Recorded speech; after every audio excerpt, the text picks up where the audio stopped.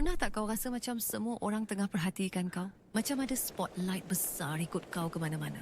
Kau pakai baju baru dan terus terfikir, apa agaknya kawan-kawan aku akan kata?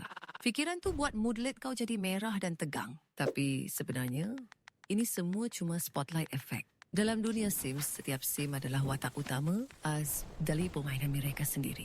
Mereka sibuk fikirkan tentang needs bar mereka sendiri, aspiration mereka, dan sim lain yang mereka suka. Mereka tak ada banyak masa untuk analisis setiap pilihan yang kau buat. Fikiran negatif mereka tentang kau selalunya hanya ada dalam thought bubble kau sendiri.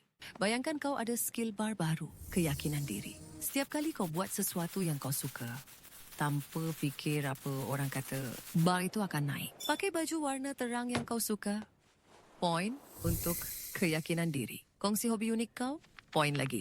Lama-kelamaan, kau akan lebih fokus pada skill bar kau sendiri. Bukan pada relationship bar dengan semua orang. Jadi, jadilah sim yang kau nak jadi. Cipta watak yang kau banggakan. Cuba tips ni dan lihat bagaimana moodlet gembira kau mula muncul.